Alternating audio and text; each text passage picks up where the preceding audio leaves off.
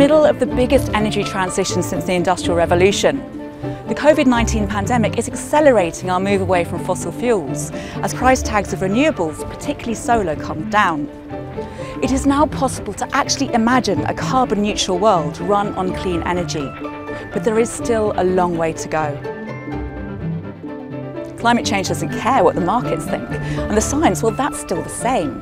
We must halve global greenhouse gas emissions by 2030 if we're to have any hope of reaching net zero by 2050 and avoiding the worst effects of global warming.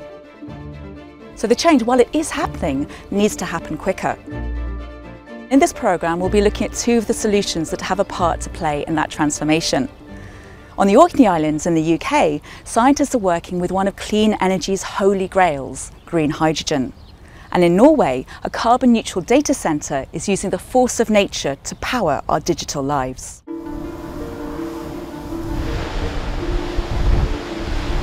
The global demand for energy is increasing, but burning fossil fuels is polluting and it's warming the planet with devastating impacts for life on Earth. While renewable energy from wind, sun and sea is cheaper than ever, but it's intermittent and it's difficult to store. But a fuel of the future is emerging, which could prove fundamental to decarbonising the global economy. I've come to the Orkney Islands off the north coast of the UK, where a network of scientists and researchers are proving that a missing link in the next renewable energy revolution might be found in the simplest and most abundant element, hydrogen.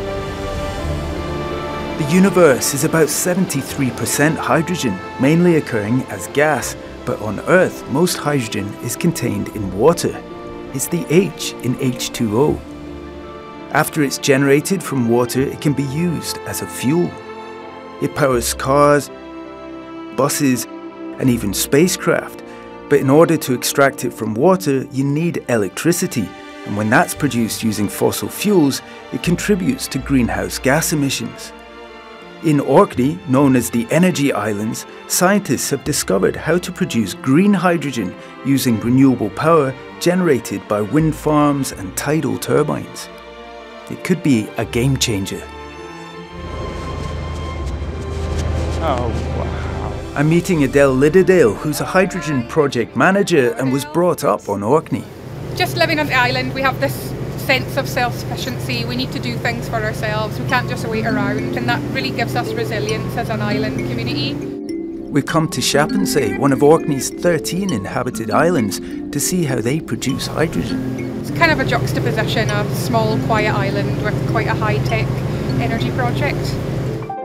This turbine is owned by local residents and produces more energy than the local grid can handle, so the excess power is used in hydrogen production. I'm no scientist, but I could see on the sign there, it says explosive compressed gas. Yep. What is actually happening behind this fence? What's going on in these boxes? So it's a working energy production site, which is why we're standing outside. What's the connection between wind and hydrogen? We have the wind turbine going round here today. When it reaches a certain metres per second, we switch that energy production over to produce hydrogen. These metal boxes contain the key piece of machinery, an electrolyser that generates hydrogen gas. An electric current flows through the electrolyser, causing water to break down into hydrogen and oxygen. The hydrogen is then collected and compressed. So the electrolyser just takes normal drinking water, it uses the energy from the wind turbine, it splits the H2O water into hydrogen and oxygen. We capture the hydrogen for use for energy, and the oxygen at the moment is just vented to atmosphere. So you're rediverting yes. that wind energy into hydrogen? That's right, yeah. And storing it? And storing the hydrogen. It's transported by trailer and used all over Orkney, some in domestic heating, but mostly in commercial vehicles and ferries. In the trailers, the hydrogen is stored under pressure at 184 times its original density. That's a lot of energy. I'm meeting with James Ferguson, a specialist in hydrogen storage. The highly inflammable gas is locked away in compounds on the quayside. Yeah. Oh wow, oh gosh. So one of the big advantages of hydrogen is that it's a kind of option for seasonal energy storage. And that's when we want to store a lot of energy over months. So we know that in the UK during the winter it's very blowy, it's very windy. If we go to a wind turbine based energy system, we're going to have a lot more generated in the winter than we need. And so we can capture that and store it in the form of hydrogen and then keep it until the summer when we don't have any wind blowing but we're still using energy. So how is hydrogen used as a fuel? Well, James has a rather natty way of demonstrating this with a toy car. That looks about, what's that? That's about 20 mils? He shows me how to produce hydrogen with a mini electrolyzer. So if we just wait a moment, we're going to generate some hydrogen, we're going to get a build-up.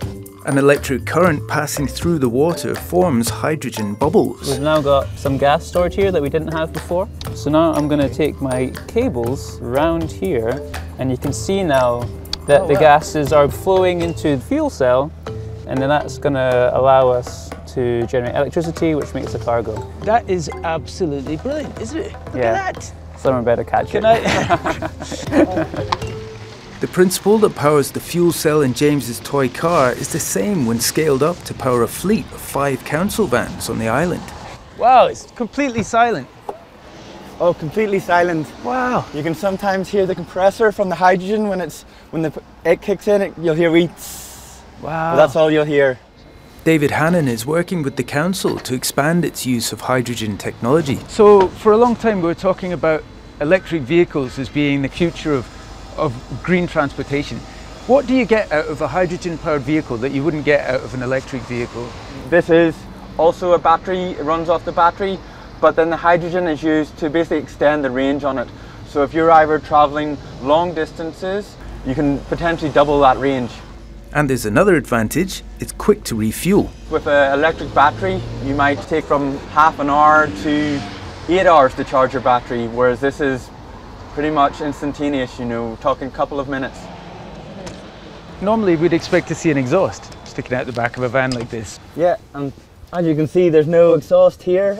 And the same as any other electric vehicle. Obviously we've got hydrogen, but the only sort of emissions off that is water vapor. It's water vapor? The atmosphere, yeah. Right, wow. All right, brilliant. Thank you. He just whispers off, doesn't he? It's great to hear how it seems to be growing all the time, and there's an awareness of the importance of this kind of network or this ecology of energies. When you live on an archipelago, another important form of transport is the ferry. Orkney Ferry Company operates 74 different connections, and there are more than 20,000 sailings each year. But the fuel used in shipping is badly polluting. Hi, David. For David Hibbert, who works with the ferry company, green hydrogen is part of his plan to clean up the operation. And it all happens below deck.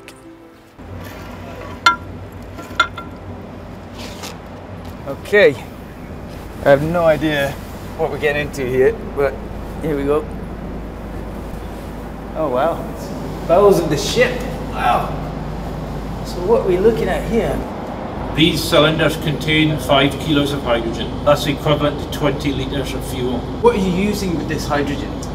The hydrogen is stored in this system will run an auxiliary generator engine. Now, the auxiliary generator engine supplies the steering, the safety systems and the lights and the heating and the accommodation. And so do you see a time when in the future hydrogen will be used to drive all of the ship's operation systems, including propulsion? Absolutely, yeah, this is a stepping stone within 2 years. Within 2 years? Yeah. We'll be starting obviously on small scale shipping, but the steps are already established. Vans and ferries powered by green hydrogen are just part of the picture in Orkney. Pioneering research into how the fuel could play a global role in transport and beyond is happening here at the Orkney Research and Innovation Campus. One of the most important projects is in aviation. In a normal year, nearly 40 million flights worldwide result in heavy CO2 emissions. A search for an alternative fuel is urgent.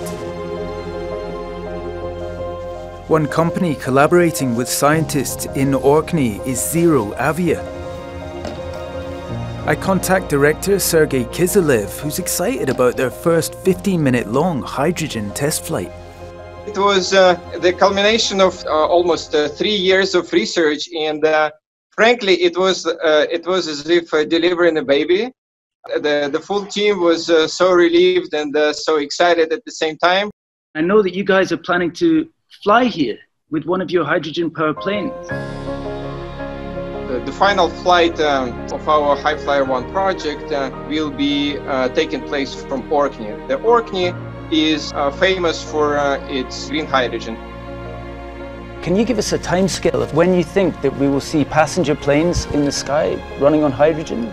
Of course, the technology is in its infancy, but I personally believe that in about 15 to 20 years, there will be a lot of jets flying using green hydrogen, and this is truly exciting.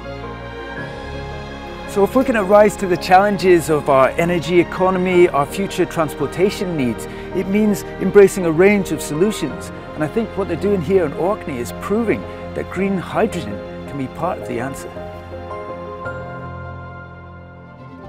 Green hydrogen is beginning to take off.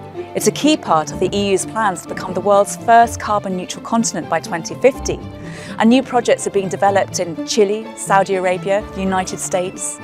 Yes, there is still a way to go before green hydrogen is proven to be scalable and cost effective, but it is gaining traction. And it's one of a number of current trends that herald a world free of fossil fuels. There is definitely a new power system and a new energy system emerging in front of our eyes, whether we look at power generation and distribution or whether we look at transport. There is no doubt that we are in the middle of the most consequential transition in the energy space that we have seen in 100 years. It is a very exciting moment. It's also a nerve-wracking moment because we know that if we don't get to half emissions by 2030, it will be too late to do anything substantial about climate change. This is our last window of opportunity to bend the curve of emissions and get on to a different track. A green society would be a society that has 100% clean energy. That energy would be decentralized, cheap, ubiquitous. We would be able to provide power to every single home on this planet. We currently have 800 million people who do not have access to power, meaning they're in abject poverty. By moving over to 100% clean energy, decentralized, we can make energy ubiquitous and we can bring those who are under the line of poverty over that line. A green society would be an economy that has smart grids, that has storage available to all the renewable energy generation sources. It would also be a society in which there is efficient and clean transport. Passenger vehicles would offer transport as a service, not being a possession of any individual.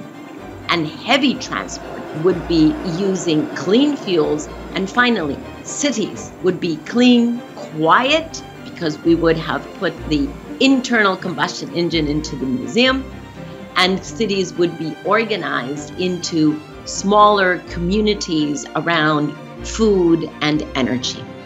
At the beginning of the most decisive decade in the history of humankind, it behooves all of us to understand that this has been challenging and will continue to be challenging, but we can do this. We can address climate change in a timely fashion. We can avert the worst disasters of climate change, and in so doing, we can bring a much better quality of life for all citizens of this planet, and certainly for the ecosystems upon which we depend.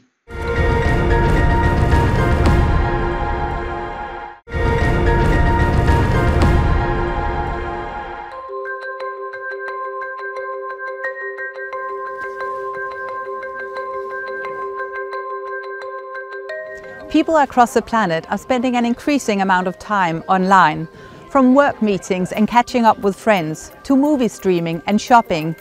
We are now more reliant than ever on platforms which generate and store data. But this data doesn't just vanish into thin air. It comes at a very real environmental cost. Everything we do online passes through data centers, which consume huge amounts of energy and emit nearly as much CO2 as the airline industry. I'm in Norway to see how one center is harnessing the energy of these fjords to store our digital information without a heavy carbon footprint. This is the famous tourist attraction and photo hotspot Preikestolen in Norway. It draws hundreds of thousands of visitors every year. I'm curious to find out what people know about the data all these photos generate. So when you take a selfie, it lands somewhere. Have you ever imagined where that could be? I think the first time I will imagine is now when you're asking. I haven't been thinking about it. No. I have no idea. I send it to Google, I guess. In the cloud? In the cloud. And do you know what the cloud is? A big storage place? Like myself, most people only have vague ideas of where all our data is kept. I've come to University of Stavanger to meet an expert on data storage and find out where our selfies end up. The photo itself will be stored in the memory of their phone. And then if you share the photo or you want to back up the photo into the cloud, it will end up in some data center remotely. Could be in Europe, it could be also in a remote site across the Atlantic. And those data will be accumulated in those data centers. And those volumes force us to have a bigger data center. So there are problems for sustainability, how long or how much data we have to store them. In recent years, many of us have been moving into the digital realm, and even more so under the COVID-19 pandemic. It's great to see you here from a sunny South Africa. Our online habits take a heavy toll on the environment. A typical search which passes through data centers, processing and storing information, requires as much energy as illuminating a 60-watt light bulb for 17 seconds. That doesn't sound like much until you realize Google alone processes 3.5 billion searches a day. Around 1% of electricity globally is consumed by data centers, many of which provide remote storage facilities, or what is also known as the cloud. It's estimated that in 10 years, as our data network grows, almost 7% of all electricity will be used just to power and cool huge servers, preserving everything from billions of family photos to big data on space travel. So where and how you store your data can make all the difference. And Norway is ahead of the game on this, since it's powered nearly 100% by renewable energy, most of which comes from hydropower. I'm on my way to Rennesø, an island near Stavanger. I've heard they have an old military storage, but instead of storing torpedoes and warheads, they now store billions of bytes of information from all over the world. The underground Green Mountain data center, which opened in 2013, is carbon neutral. It's run on hydropower from water reservoirs up the mountains. So Christian, nice to meet you. Nice to meet you as well.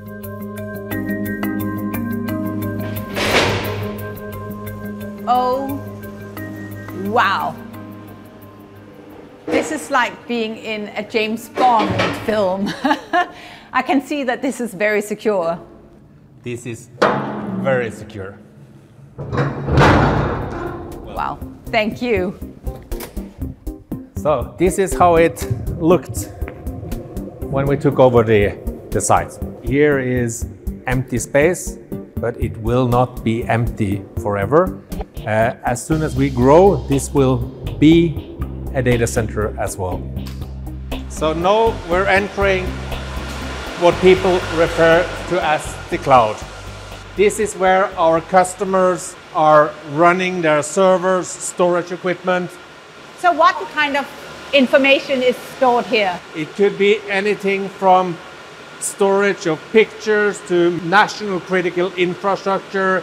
It could be kids at home doing their lecture online. So many people, when they think about the cloud, they think out in the open air, they think white and fluffy. But actually the cloud is metallic and it's black and it's noisy. It's black and it's noisy and it consumes a lot of power and generates a lot of heat. To see how the center manages this, it's a quick ride down the corridor. Whoa! We're in the fuse room. This is where all the green energy flows through into the data hall. So this is basically the giant engine of this data center. The consumption in this data center with all the different data halls consumes the power equal to about 20,000 households. While this may seem a lot, some of the biggest data centers consume as much power as a city of 1 million people. Every click you do on your device generates activity inside a data center somewhere. If it's in Norway, it's green and renewable. As well as only using green energy, this data center is reducing its impact on the environment by cooling its servers using cold water from the nearby deep saltwater inlet or fjord. So whilst most data centers use around 40% of their energy to cool servers, which would otherwise reach 100 degrees Celsius in minutes, this data center gets its cooling free from nature. So this is where we're producing the cold water used to cool the cloud inside the mountain. Cold seawater from the fjord enters the basin next to the data center. This water, which is constantly 8 degrees Celsius, is then pumped up through the heat exchanger, cooling down separate water pipes that circulate through the data center. The warmed up seawater then exits back into the fjord at around 20 degrees Celsius, where it quickly cools down again.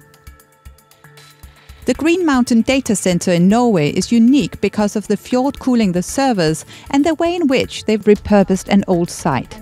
But all over Scandinavia, tech giants like Facebook, Google and Microsoft are building huge data centers running on hydro and wind power. In fact, investment in Nordic data centers is set to double by 2025.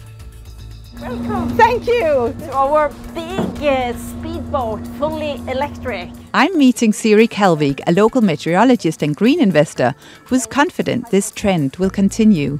So this is where the hydropower is? Yes, the old Flørli hydro station. It's actually the world's longest, 4,444 steps. Ooh. Over 100 years old. Amazing. So be careful. So I can see that it's old from this old train here. Here you see the old pipe coming down from the mountain. So all the water is just flowing high speed in the pipe, creating electricity when it hits the turbine. So you have to use what nature gives you. So in Norway we have incredible rain. Other country has sun and yeah, we also have wind, but here it's rain that gives us the electricity. Scandinavia will be important to the world's data storage. I think Scandinavia will be very important for future data storage. It's a cold climate. You can use the cold fjord to cool down the data center. We have the hydropower to run data centers. However, I think we also need to be even more responsible and take action, each and one of us. And for instance, if we are talking about data storage, we need to be concerned about how many selfies we need to take, how many emails and snaps and text messages we need to send.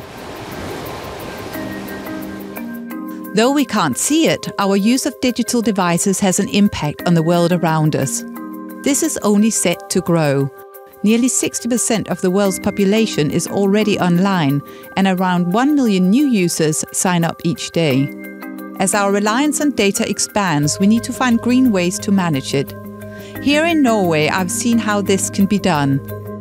And I think we really need to learn from examples like this and make sure that we balance our modern lives with what this planet can sustain.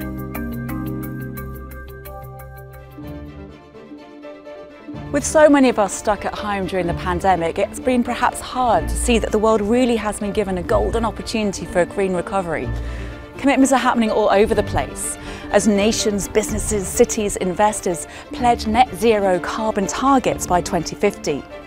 But right now, 2030 is the key year. That's just under a decade to determine the future of the planet. Around the world, we're already seeing glimpses of the green society that could be ours. Last year, renewables overtook fossil fuels as the main source of electricity in Europe and the UK. In Australia, there's a solar boom. Panels are on rooftops of 1 in 4 homes. The Noor Ouarzazate solar complex in Morocco is only in its first phase, and it's already producing enough energy to power the city of Marrakesh twice over. And 60% of monthly car sales in Norway are electric. Diesel cars will be banned there in 2025. The solutions are already there. They just need to go global to make a real difference, and for us to have that chance at a clean, green and prosperous future.